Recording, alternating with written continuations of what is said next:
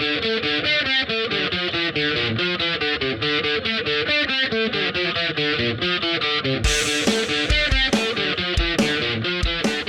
everybody. Welcome to a new edition of Every Rockie Ever, a Colorado Rockies podcast, part of the Rocky Mountain Rooftop Network, a proud affiliate of the Fans First Sports Network. I am your host, Skyler Timmins, and joined once again, as always, is my brother Dustin joining us.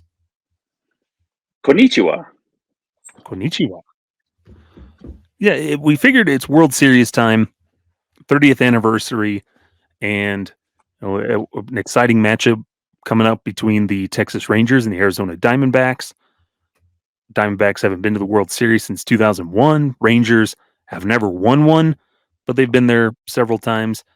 And around this time of year, Dustin, I think a lot of people, we start thinking about the 2007 season, Rocktober, and for better or for worse, it didn't end the way we hoped, but it's still fond memories that fans hold on to.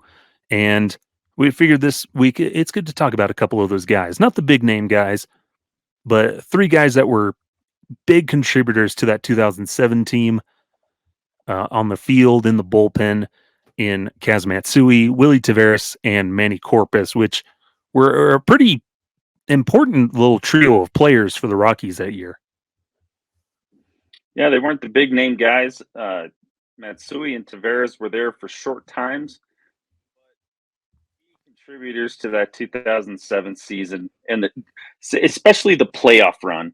And Manny Corpas was, a homegrown guy that slipped into that closer role that in 2007, had a very solid career with the Rockies. And like you said, they weren't the big name guys, but they were role players and found that success, that magic. Kind of what the Diamondbacks are doing for this season. I see a lot of similarities. A few of their big name guys doing their things, but then a lot of contributors to make a magical run. And it's good baseball, just like it was back in 2007. Yeah, no, a lot of exciting things, and yeah, there's a lot of parallels the Rockies could draw from, especially both those teams, in just different ways that they can learn from. But we might as well hop into it here. And starting off at the top of the order with the center fielder for the majority of the 2007 season was one Willy Taveras, who was a big contributor in what was probably his best season of his career there in 2007, 2008 with the Rockies. Give us the quick little breakdown on Willy Taveras. So Willy Taveras, number 3, center fielder, batted right, threw right from the Dominican Republic. And he made his major league debut with the Astros and came over to Colorado at the beginning of that 2007 season, where the Rockies traded away Miguel Asensio and Jason Jennings for Taylor Buchholz, Jason Hirsch, and Willy Taveras to play center field for him. He played for the Rockies in that 2007 and 2008 seasons. And that 2008 season was really solid, great numbers. But after that, he was free agency and bounced over to Cincinnati and then to the Washington Nationals. Went back to the Rockies in 2011 as a free agent, but only made it as high as just stayed in AAA the whole year. And then he was done out of Major League Baseball and kind of went some other routes to go play a little bit longer. But that was it. That was his short Colorado Rockies career. Yeah, it's when you hear some of these names, especially guys from that 2007 team, because it was so based on homegrown talent and everything. It's surprising when you think, oh, Willy Taveras wasn't here that long. It was just a little flash in the pan that he was patrolling center field for the Rockies there in 2007, and then in that stint in 2008, were solid contributor, but it seemed like he was here longer than just 2 years. Maybe it's because of all of his injuries, and it just seemed like, hey, Willy Taveras, hey, looks pretty good. Oh, he's hurt. Hurt. And then all of a sudden he was gone. But looking back, you always think, Willy Taveras, how many years was he there? because it was him, and then after Willy Taveras left, that's when we got the Dexter Fowler time in center field. But yeah, it was quick, and that's the key thing I remember of Willy Taveras. He was quick on the base paths, digging into those stats. And 2007, he was okay. You know, he was hurt, and then when he was playing, it was, he batted 320, 27 bunts for hits, 33 stolen bases, and it was like, man, this guy perfect leadoff. He had the speed threat, and I love me a good base hit bunt for a base hit. I was struggling, drop a drag bunt, get onto first, and get the wheels going. And he got heated up and helped out in the playoffs. Then that 2008 season is cool looking at the research and things. 68 stolen bases in 2008 to lead the league. Holy cow. I believe that's a single season franchise record. That will never be broken. Well, now that unless Brenton Doyle can get on base more. Get on base. He needs to go through the film. Willy Taveras, drop a bunt down. It seemed like the barrel of his bat was about that big around, and he boop, put it down and rode. That's a crazy stat to think. There's some guys that don't even get that many hits in a season, the regular batting. And, you got 27 in the one season. Holy cow. Yeah, led the league in bunt hits both years he was with the Rockies, which is it's pretty. He was, when he could get on base, he was a major threat there at the top lineup. Didn't drive in a lot of runs, just 24 RBIs in 2007. Didn't have a ton in 2008, but when he got on base, more than likely those guys were bringing him around to score. Where he scored a total of 128 runs in 230 games with the Rockies out of 946 plate appearances. So, not the best bat sometimes, but when he got on base, it's almost guaranteed he was coming around to score at some point. Yeah, and then we talk about his defense too. You think, oh, he's got the speed. Oh, he was a Gold Glover, and his ratings, his stats weren't all that great in center field. But again, it's kind of that time with the Rockies was so short. We kind of don't wrap our heads around, we the moments that we do remember of them were usually the positive ones, and not the holy cow, this guy got to make a routine play every now and then. Come on. So, but another thing though, Willy Taveras is all over the Rockies records. That 2-inning game, record for most at bats in a game for the Rockies. Willy Taveras with 10 at bats. Oh, and that game, holy cow. Yeah, it's kind of that, I guess, like the mythic air around 2007 and some of those players where it kind of, you don't think of like, oh man, that guy, Steve Finley, was on the 2007 Rockies. Willy Taveras had a phenomenal year there in 2007, especially where he had a 320 average, 367 on base, a 382 slugging. Played 97 games. Again, injury, kind of hampered him, especially down the stretch. He was absent for the most of October. I think that's the big thing too with Willy Taveras. We can kind of transition to here now is he was absent for the October run and didn't appear until the championship series against the Arizona Diamondbacks, where it was Corey Sullivan and Ryan Spilborghs that were really holding down center field down the stretch. So Taveras wasn't there. I think it is the crazy thing, and then they plug him back in when he's healthy and ready to go in the NLCS, where kind of a questionable move, I think, for a lot of folks. Yeah, and it wasn't like he came back and made boom and instant big impact. And Mhm.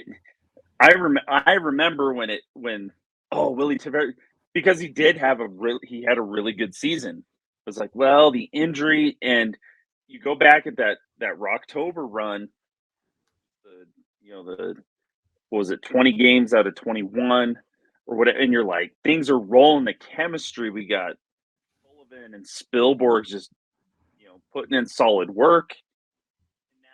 Now that we're knocking on the door of the World Series, we're going to change it. Mhm. And they didn't need it. The Diamondbacks, they just smoked them, but then against Boston, it just didn't pan out. But I think the one thing that paid off in that Rocktober for Willy Taveras is Game 2 in Arizona, and they're at Chase Field. Deep fly ball, deep center field into the gap. He's injured, so that knee or whatever it was, his injury. Now that's still a concern. He comes flying in, makes a big diving catch to rob a hit, have extra bases and end an inning, and really give the Rockies that boost. There's just continual guys giving him boosts. Knowing he wasn't going to do it with the bat, but he was going to do his best with the glove. And that was the one instance, goes full Superman, makes an incredible catch. And I think that's what, asking fans on Twitter, that's what they remember. Taveras' catch was like the big highlight for them of that's what they remember him for, especially in 2007. Yep. But other than that, just kind of an average player, which aside from the magical 2007 season, that was really good for him. Solid little career, but just weird. Just looking back, it's like, man, like I remember him being more impactful than he maybe really was in just the whole grand scheme of things. Injuries were a problem and struck out a lot more than you'd think. Didn't get on base as much as you would think he would in his career. Somehow he got 68 stolen bases that one season. It's a weird player, weird career. Took advantage when he was on those base paths. Yeah. Fun little connection though. Rangers center fielder Leodis Taveras is his younger cousin for the Texas Rangers. Nice. So nice little full circle there. Couldn't find really what he was up to now. Last I had seen was 2019. He was playing for the Sugarland Skeeters when they were an independent league team. But some of these guys are hard to find what they're doing after their playing career. But when he came back as a minor league free agent, and I think it was 2011, whatever, played in Colorado Springs. Super solid, over 300 average in 91 games with the Sky Sox. But yeah, that's his small little place in Rockies history. Just for that brief moment, a magical 2007 season, and then stealing a whole ton of bases in 2008 to set a franchise record. Crazy Yeah, and stuff. that's what's funny, going back and seeing, and we see that sometimes they come to Colorado, have a revival, and then all of a sudden they disappear, or they go to Colorado and kind of establish themselves, go off, make some money, and then they just disappear. And it's very few that go on, the Matt Holliday that goes on to have a super great career post Rockies. But Willy Taveras, and we can move into that next guy, because who was batting after Taveras? That would be one Kaz Matsui from Japan. Sir, just go ahead and jump right in. Number 7, I always remember him as Kazuo Matsui from Higashi, Osaka, Japan. And he was a Mets guy. And the Rockies made a trade for him in June of 2006 They traded Eli Marrero and brought in Kaz Matsui to take up that second base spot. And Matsui played for the Rockies at 2000, the rest of the 2006 season and all of 2007. And after that, he was granted free agency. He went over to Houston to have a couple more good solid years, and then from Major League Baseball. But once again, a guy that was just there, he was here, and then he was gone. Yeah, and is the thing the kind of the mystique around him is in Japan. He's one of the great players at the time. Was an MVP in Japan. Was constantly a winner of a best of 9 award, which is more or less just their like MVP for each individual position this season. They're all stars and such thing. So the Mets bring him over on that 3-year deal, and all right, he's going to be our shortstop of the future. Oh, bringing him over, this veteran, good player from Japan, and he struggles. Doesn't really do well with the bat. He did do a weird thing of hitting a home run on the first pitch in his first plate appearance 3 years in a row with the Mets, but just doesn't do it well. He was known for his glove in Japan, was awful at shortstop for the Mets. And so they figured he just needed to change the scenery, and the Rockies decided to Dan O'Dowd. No, a lot of things problems that we can have with Dan O'Dowd, good and bad with him. But bringing in Kaz Matsui ended up being probably one of his best trades that panned out. That little flash in the pan.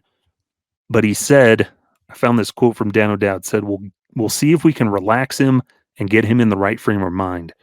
This guy was an impact premium middle of the diamond player. Now, whether we're getting that player or the player that struggled for 2 years in New York, we really don't know. It's a shot with a lot of upside for us, and we thought very little downside. We'll see how it turns out. Because the guy they send over, old veteran, utility guy, wasn't doing much for him. They got got quite a bit of money from the Mets as well, because they had to convince him to waive a no trade clause over to the Rockies. And so they send him down to AAA, and eventually they call him up. And in 2006, the final down the stretch in 2006, he had that revival that they were kind of hoping for. 126 plate appearances. He batted .345, had a .392 on base, and a .504 slugging. So that was probably the turnaround they were hoping for when they got him. Definitely, and that primed him up for that 2007 season, locking him up there at second base. The solid switch hitter, and like you said, and that was something. Seeing Kaz Matsui, the year and a half that he played, success. He was fun to watch, and it was one of those things where I was like, could this be like a way that the Rockies can dip into the Japanese player market? It's cool, and I kind of nerded out, and I remember seeing articles of the Japanese baseball team that played in Denver, and there's history here in Colorado. I'm like, oh, that'd be so cool to have some kind of connection with that in the importance of Japan or Japanese baseball. And then he was gone. So it came and went too quick. But it's I always forget that he came. Yeah, I just thought 2007, boom, they grabbed this free agent, and looking like, oh wait, no, he was there the year before. Yeah, he was a trade, and then he's another one of those, like, I thought he was with the Rockies longer. Like, you think back on it, like, oh yeah, because we had Clint Barmas and everything, but Matsui, you forget that he didn't play past 2007 with us. And he went over to the Astros, and he came back on some minor league deals. with the Rockies, but it didn't go anywhere. But you've, especially even looking in 2007, only 104 games that season, and Jamie Carroll played in more games than Kaz Matsui in 2007. But you think back, he was the second base staple for the majority of the season. At least that's what I remember, or especially it's mostly down the stretch. Because once that run started, especially that lineup wasn't changing much. Yeah. And that takes us, what are a couple of his key moments in game 163? Got a base hit in that last inning. Matsui. Uh-huh. And so he was a piece to that game, and everybody's going to remember his all-time Rockies best moment. Mm-hmm. Game 2, he just unloaded on a baseball. As I asking people on Twitter, this is the moment that came up the most in the division series against the Philadelphia Phillies, who everybody figured, oh, the Phillies were just going to stomp on the Rockies. Like, this is going to be nothing. But they were trailing in that second game. They won game 1, and then they're trailing. I believe they're in the. He had hit he hit a double in his first at bat, and then comes around again. The Rockies are still trailing. Bases are loaded. Kaz Matsui in 2007 had 4 home runs over the course of the season. Was slugging 405, had a 288 average. So he's not a big power threat. 37 RBIs. Bases loaded. Yeah, you probably have a good chance. Maybe get a couple runs back. Pitch inside, and he just turns on it and unloads it to send one out. And ends up being a grand slam, puts the Rockies ahead, and a lead they would never relinquish. And it was pretty interesting in that game itself. He drove in 5 runs. It was his first career grand slam. He became the first Japanese player to hit a grand slam in the postseason. He also became the second player ever after Lou Brock in Game 4 of the 1968 World Series to hit a double, triple, and home run in a postseason game. He was a single short of the cycle in that game.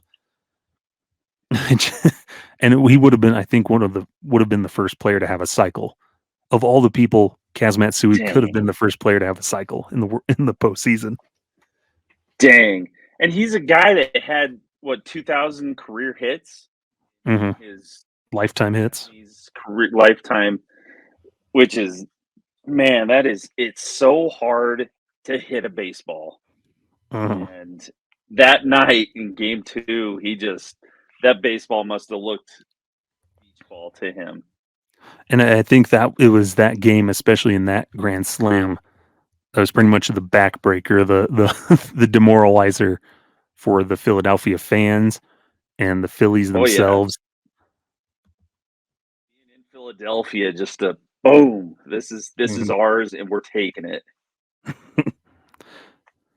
Yeah, it's there was a picture. I looked up the video on YouTube, and there's just one shot of this old lady, this old white-haired lady, and she's just, oh my goodness, just the perfect reaction to this grand slam from Kaz Matsui. She's in a Rockies jersey. Is just a really funny little thing. And no, even beyond that, we think of all the great performances in that postseason. Matt Holliday especially.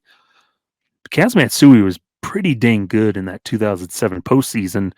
Went 14 for 46 for a 304 average, 347 on base, 500 slugging.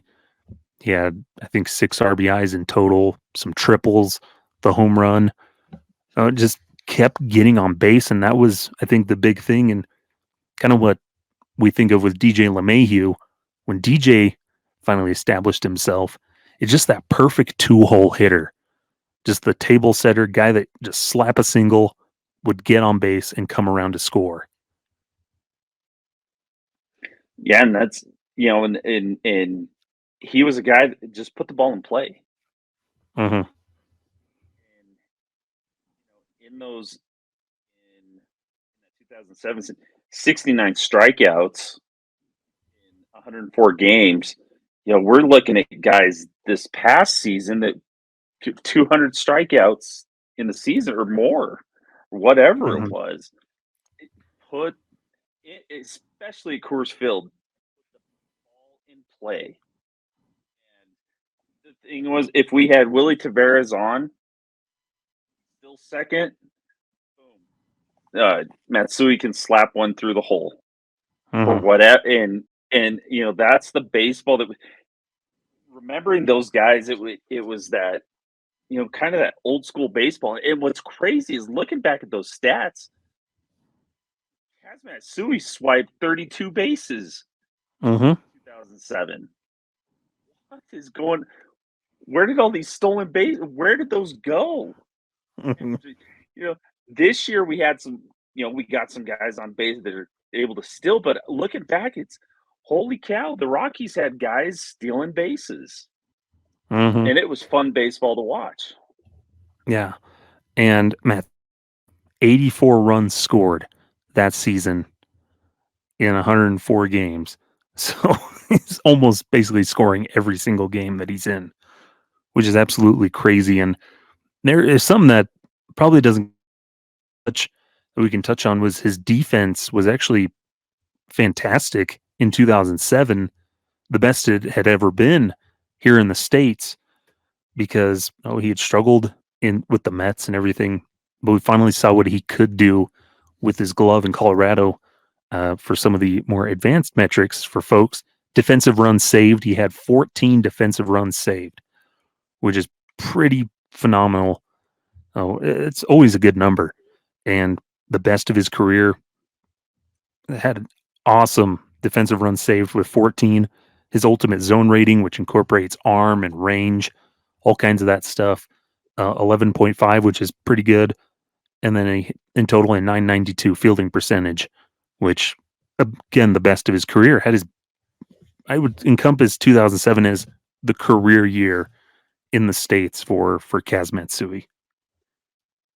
And I think it says a lot about the grounds crew at Coors Field. How many times are Colorado Rockies infielders considered for the Gold Glove? Because Coors Field is always just pristine. It's such a great field. The infield is just almost perfect every night. And the other is just the coaches that work with the infielders. It's always been Colorado, always historic, especially in the 2000s of that defense.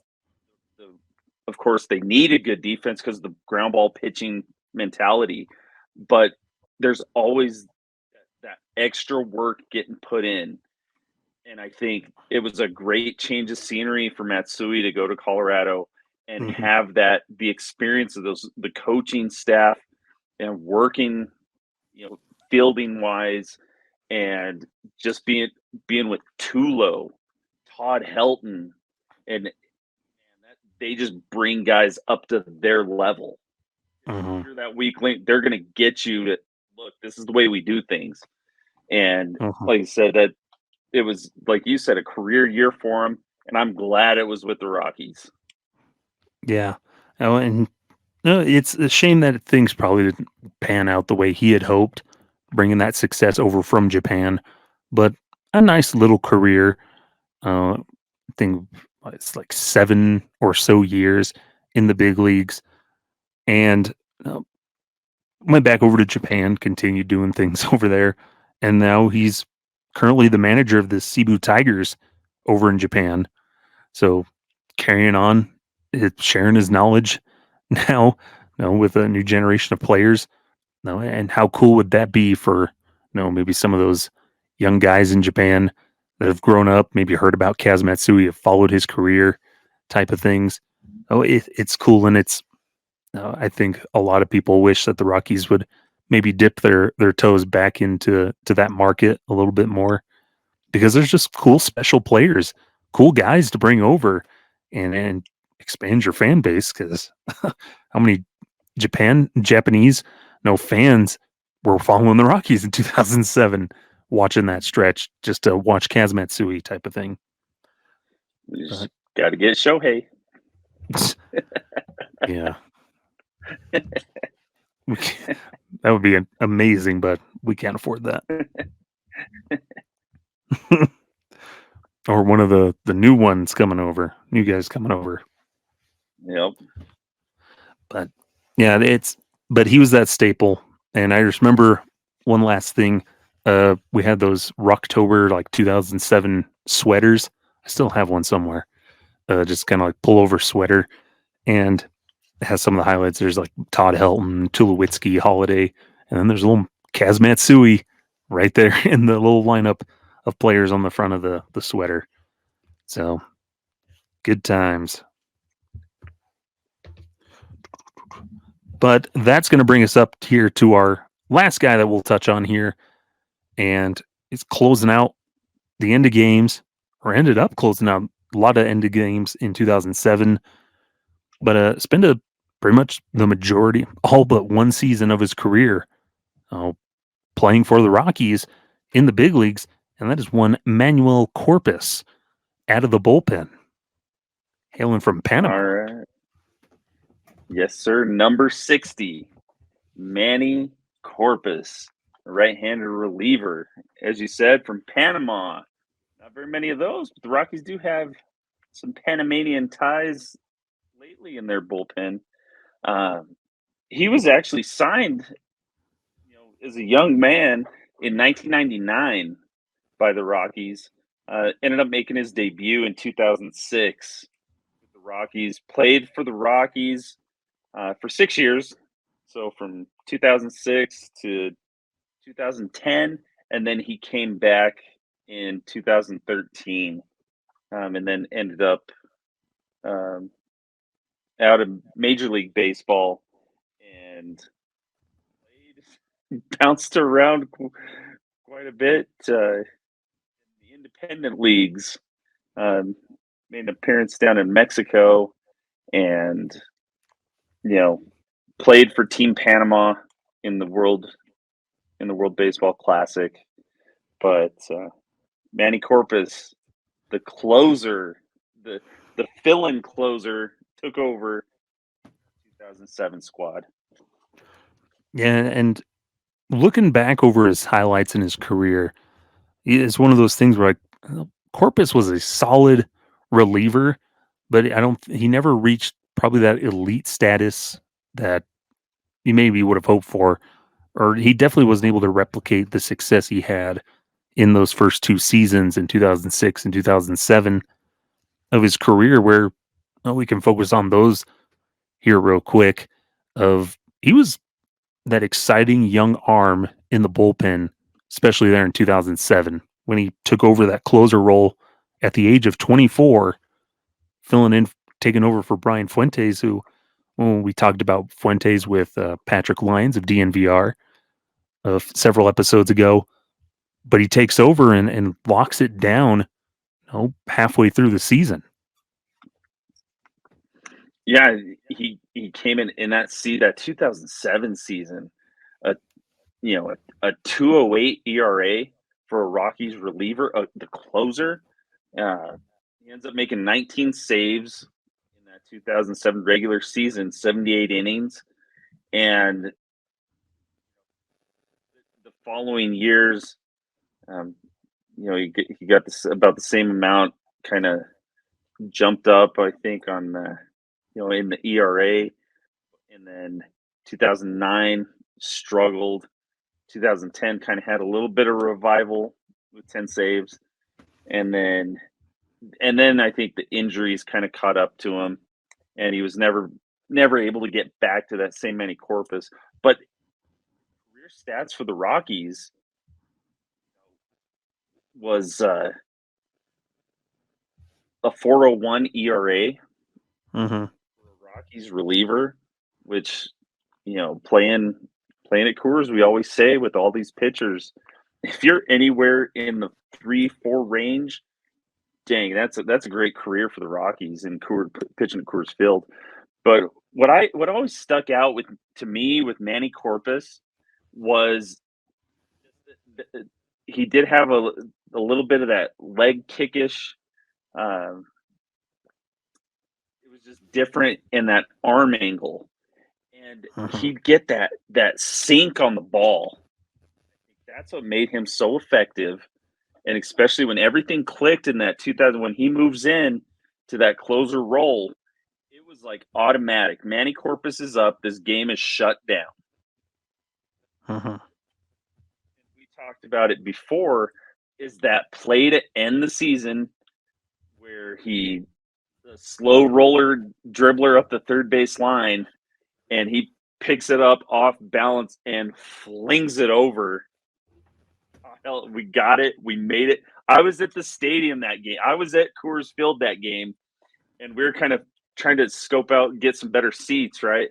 And I remember we're back in the concourse behind home play or behind between third and home, and I remember looking over and seeing him getting. I'm like, as soon as he let it go, I was like, oh, this is going. It's going out, going to right field.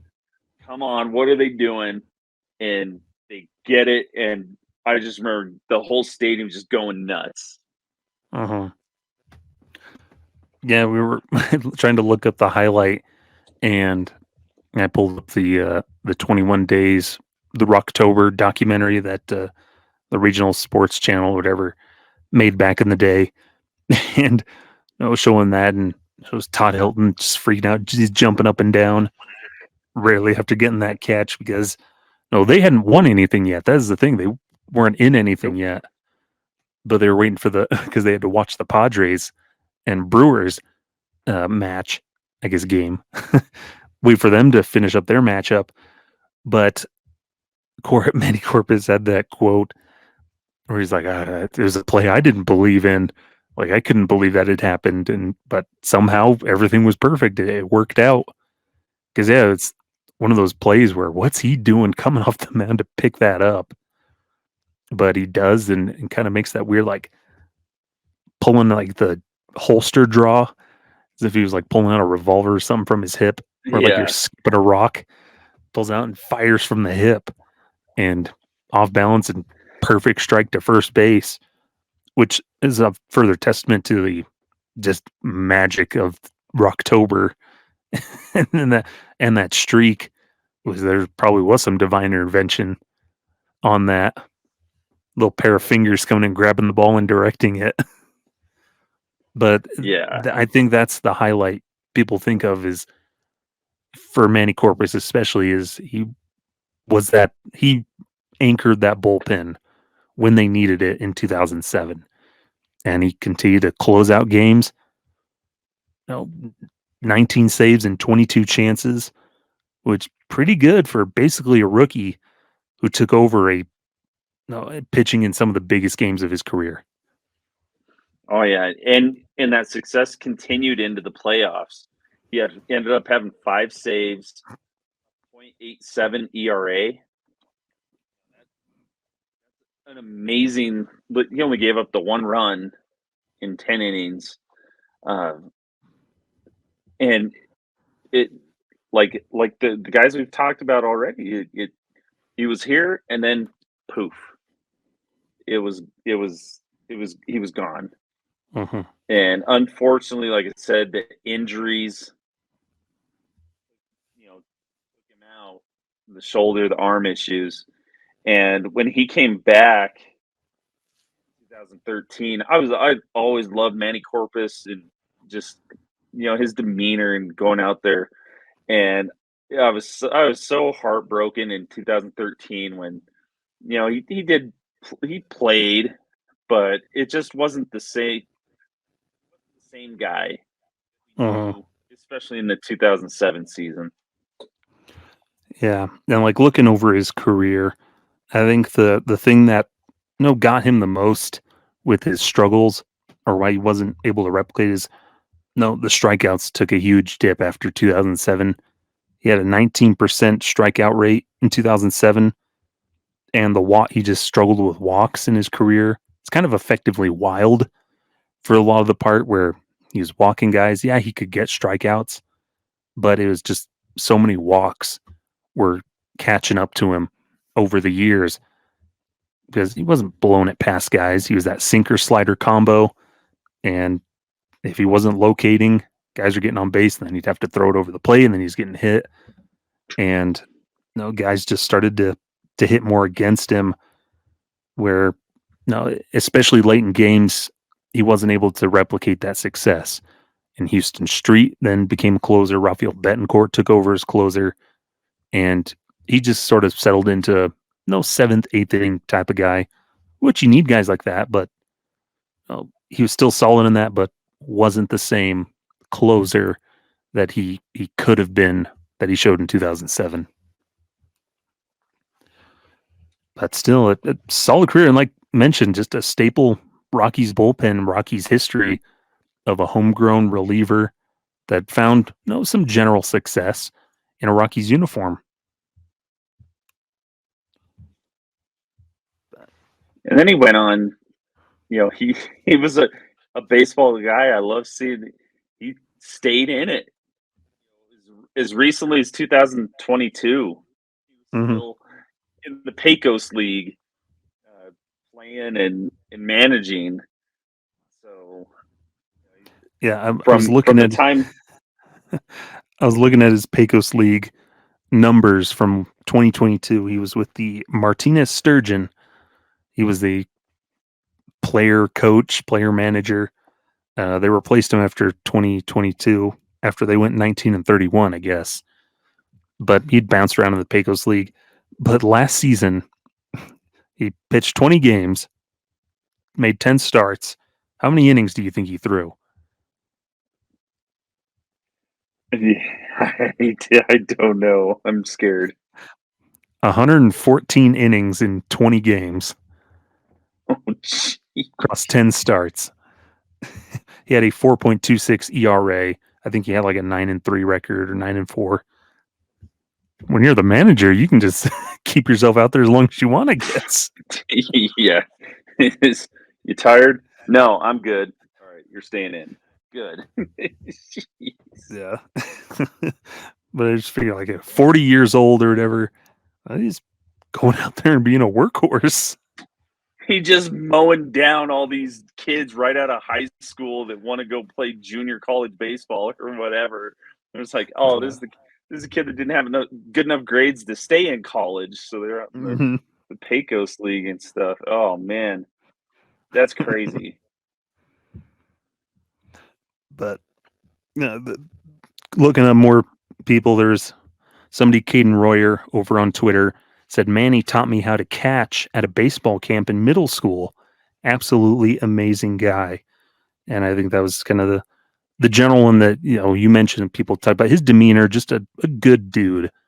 One of those nice guys. Had a solid career. Wasn't as great as we had hoped, maybe, but it was a solid career, that he carved out for himself. And he'll forever be part of that. Just like Taveras and Matsui, very important parts of that 2007 season. And we always look back at him fondly and and with Corpas, I think that's when the Rockies look back like what worked with that guy. Like we developed him, have success, and that was an international signing. And we're not hearing that as much, where's that development? How's it going? And what's also cool is being a one of the few players from Panama. That was always something that I thought was really cool. We always think of Puerto Rico and the Dominican and maybe Cuba, Venezuela. But then these other places, Nicaragua, Panama, the Rockies have had a lot of success with Mexican baseball players. Vinny Castilla, Jorge de la Rosa, and this guy, boom, from Panama that made his mark. And hopefully we can have more guys like him. Yeah. Yeah. Especially pitchers, because the position players will come but I think especially pitching, you look around the league, you look around baseball, and where are all the most exciting relievers and pitchers, starting pitchers, a lot of those exciting guys coming from? It's from that international market down there in Latin America and Central America, everywhere. No, and they're eager. They want to work. They want to play baseball. They're hungry for it. And Manny Corpas, he was a competitor and had his struggles on the mound, but powered through and made a name for himself one way or another. And spent all but one season in Colorado. Had that one season that he was in 2012 was with the Cubs, probably for his benefit because he wasn't with the Rockies in that awful year. But no, every time but Colorado was one of those things where he was comfortable there, kind of like Yuli Chassin was comfortable in Colorado, liked pitching there, liked the organization, and ultimately that's what helped him perform. Is he liked being here and was comfortable. Says a lot. But I think that's going to bring close here to this edition of Every Rockie Ever. A couple of these 2007 guys, like we mentioned, they're not the big stars in the hell, but they're part of that legend, part of that mythos of that Rocktober run. And Corpas got to be part of the next one in 2009. Got to play a role and wasn't the closer, but he got to participate and was a setup man for Houston Street. He did his part, and they weren't here. The other guys weren't here long, but they made a mark in the brief time that they had. Also, steal bases. Oh yeah, Steal more bases. Yep. We got to get Nolan Jones and Brenton Doyle. Look at these guys. Nolan Jones, you start hitting more home runs, but Brenton Doyle, when you feel like you can't hit anything, just drop down that bunt. Yeah. Call up Garrett Hampson and say, "Hey, how's it done?" Willie, tell me how it's done. Yeah. One way or another, look to the past. There's some success to learn from there. But you can find us over on X, formerly known as Twitter, at Every Rockie Ever. You can also go check out all of our past episodes. Find us on your streaming for free on your favorite podcast app. Be sure to leave a review, like, whatever, and let us know how we're doing. Let us know what other Rockies you'd want us to talk about, or your memories on the guys that we talk about as well. Be sure to follow at Rocky MTN Rooftop to stay up to date on the regular flagship show, Affected by Altitude. We have new episodes every week. A lot of fun stuff. Always rambling over there. And yeah, you can always find me over writing at purpleroad.com and fansfirstsports.com. Writing all the time, doing as much as I can. And you can find me at sideline_crowd on Twitter. And Dustin, you can find him at Mr. T Spanish. I haven't seen him kicking stuff on TikTok. I tell you, this year is just struggle, just like the Rockies were. But I got my Avalanche themed Rockies hat. Hockey's back. Nuggets started to back up again. So I might start reviving the Every Avs Ever over there that we had. But it's all good, and listening, checking you guys out with by Altitude and keeping up with the Rockies stuff and what's going to be an interesting off season, and might have some more guys that get added to our list of Every Rockie Ever, and either coming or going. So it's always fun to talk about them. Yeah, fun stuff. Well, until next time, this has been Every Rockie Ever. We'll see you next time. Farewell. Sayonara.